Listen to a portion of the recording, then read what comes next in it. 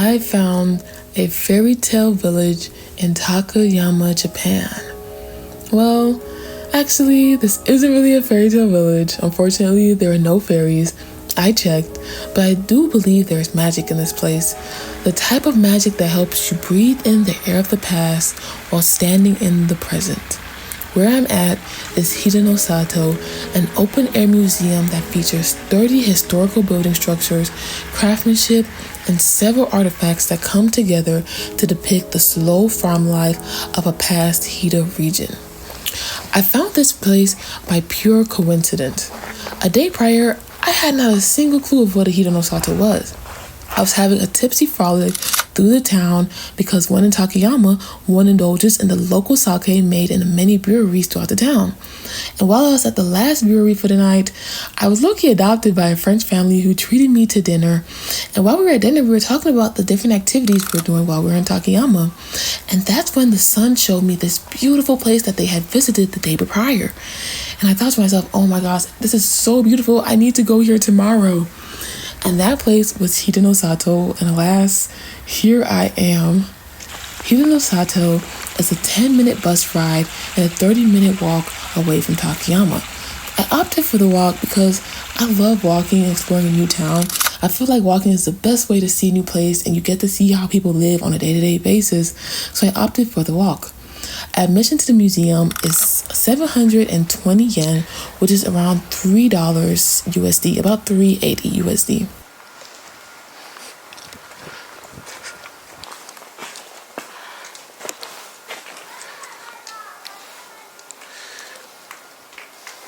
Hida Sato, also known in English as Hida Folk Village, encompasses the spirit of a flourishing Hida province during the Edo period. The Edo period is around the 1600s throughout about the mid-1800s. The old Hida province was a rural region filled with rich culture and craftsmanship, with a lot of this culture still alive today throughout the region. The Hida province was abolished at around the end of the Edo period when Japan disbanded its old feudal systems and established its empire at the start of the Meiji era. Although Hida is no longer a province, many people today still recognize the region of the old province. I think especially the older generations. Anytime I would tell somebody that's local to Japan, that's from another city that I was visiting Takayama, they would often immediately follow by saying, Hida Takayama. They never just said Takayama, they said Hida Takayama, which I found really interesting. This would often happen with older people, and I thought it was interesting to see how the past moves forward with the next generations, and that even though there's no longer a Hida province, people still associate Takayama with the Hida region.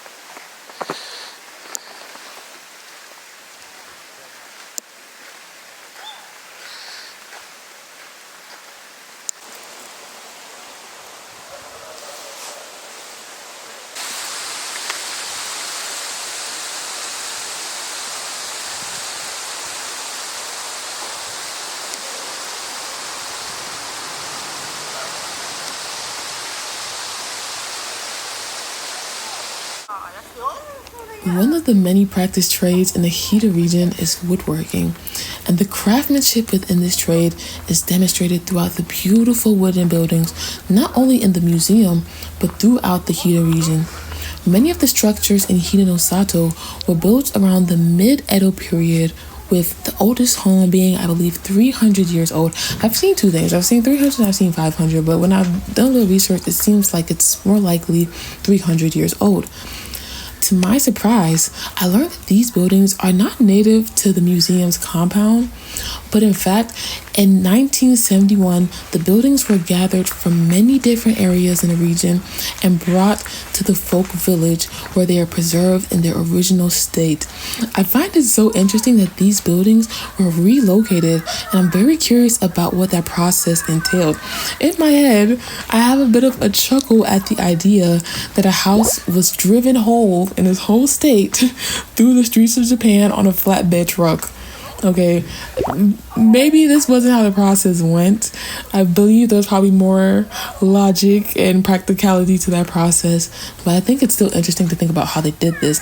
I believe what they really did was they deconstructed these buildings and then brought them back to the region and the location of the museum and rebuilt these buildings to their exact standards and probably their exact blueprints.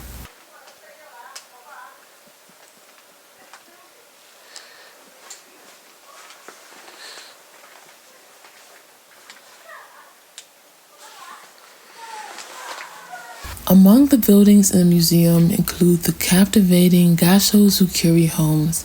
Gasho Zukuri translates to praying hands in Japanese. This describes the triangular shaped thatched roofs of the homes that resemble two hands coming together for prayer. This roof is a trademark of the Gasho Zukuri home. A thatched roof is made of dry, natural plant materials such as straw, rush, sedge, and reed.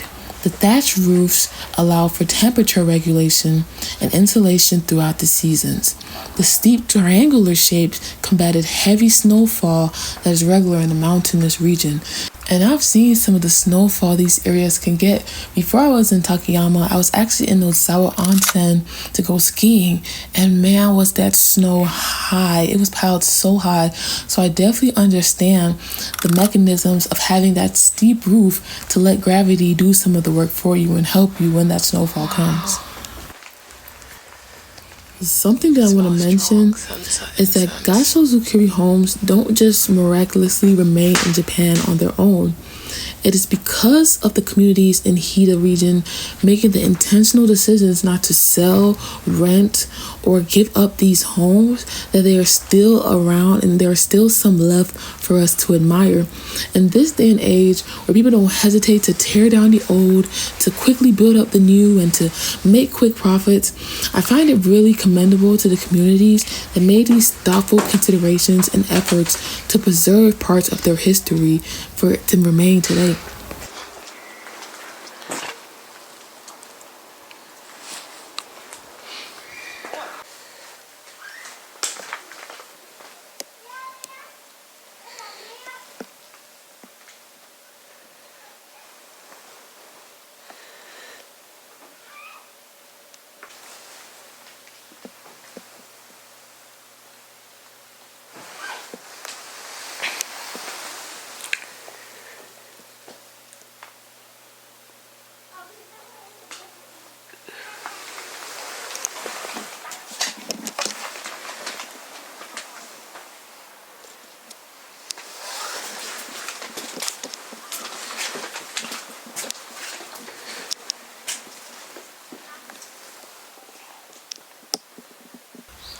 What I really love about Hida Sato is the museum's immersive experience. Exploring the area engages many of your senses to imagine a life in the Hida region 100 to about 300 years ago.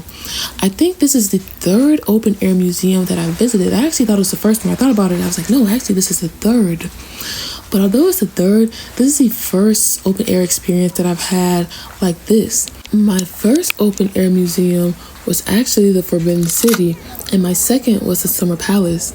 I greatly enjoyed my time at both, but Hida Sato had something that I was really yearning for while at the Forbidden City and the Summer Palace, and that is the opportunity to enter the buildings and see the artifacts on display up close. At Hida Sato, you can go inside the buildings and observe the intricate details in construction, such as the configurations inside the Gasho Zukuri roofs. Since many of these buildings require you to take off your shoes to enter, you can feel your feet grounded to the foundation of these homes as you walk through. You can see farming tools and utilitarian household items used in the past. Some buildings even featured garments on display for you to see. In some buildings, you can smell the incense-like aroma from the burning of the irori, a traditional Japanese sunken heath located inside the homes. I know for security and logistic reasons, and maybe even cash reasons, a place like the Summer Palace or the Forbidden City has a lot more at stake if they open the doors to those magnificent buildings. I mean, those places see something of tens of thousands of people a day. But I am happy that a quiet place like Hida no Sato allowed me to indulge my curiosity to my heart's content.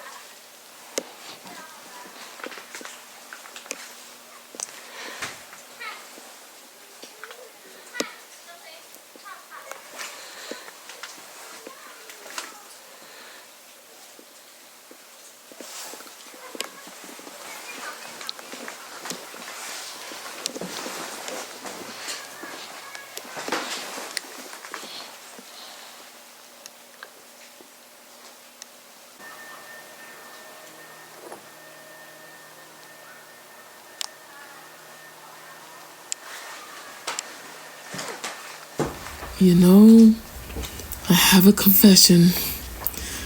I think I may be a bit of a stamp whore. I confess. My time at Hida no Sato has opened my eyes to an affinity for stamps I did not know I had. Outside of the buildings are ink stamps that depict the buildings they are located in front of. And as I was walking through the museums, I was seeing the stamps, but my mind wasn't really registering and processing what they were. It wasn't until I saw a kid pressing a stamp into their booklet that the light bulb went off in my head like, these are working stamps. And just as I was about to leave the museum, that I see a woman holding a map. This is how I learned that these were not just one-off stamps. No, this was a whole stamp tour. There was a specific number of stamps that were strategically trickled throughout the museum for people to find. Ladies and gentlemen, after I learned this information, a fire was lit within me.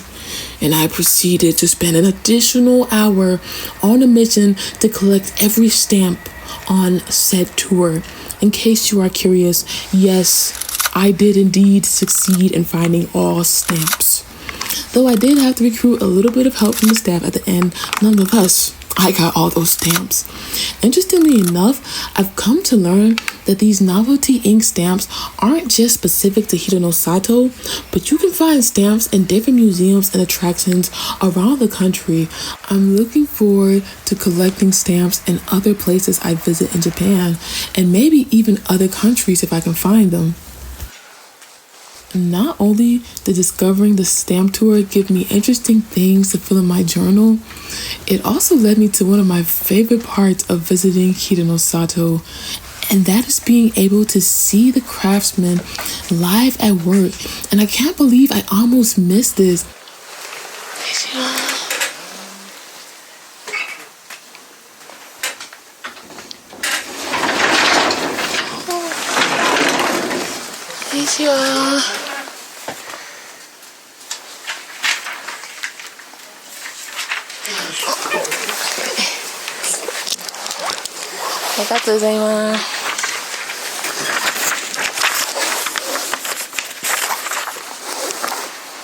If it weren't for me frantically searching for all the stamps in the stamp tour, I wouldn't have been able to see this wood carver in action. I just so happened to pass by this building, but I had to do a double take when I saw a live person diligently working inside. He was very inviting and open about his work and process. He welcomed me in to watch, and he even let me touch his work and supplies. It was really fascinating to observe years of dedication and skills right in front of me.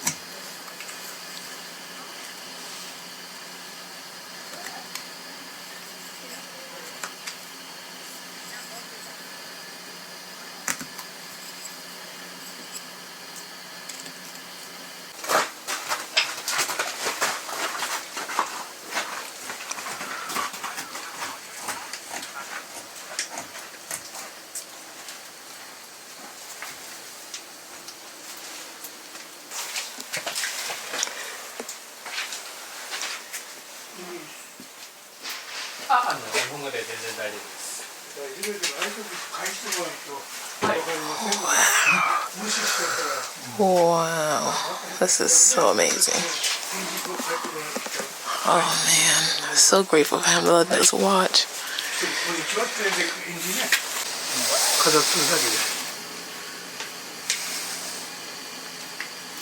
これタンニンって成分、お茶とか柿の渋がこの赤い部分に入ってますので、それで空気に触れることによって変わる。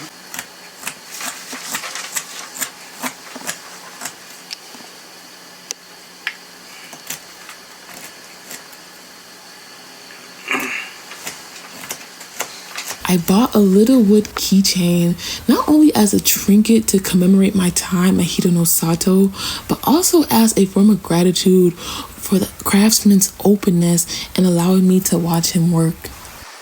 If you cannot tell, I am so pleased with my time at Hida no Sato. I'm surprised at how few visitors there are here. To me, this is a good thing because it let me take my time and explore the museum in peace. Like, there were sometimes I was in buildings and it was just super silent. Part of me wants to gatekeep to help keep this place an introvert paradise and oasis. But I feel like the beauty here deserves to be seen, and the patronage will help preserve these structures and artifacts and culture for years to come. So of course I have to open my big mouth and make a video about it. If you are spending time in Takayama, I think Hida no Sato is a worthwhile quest to add to your itinerary.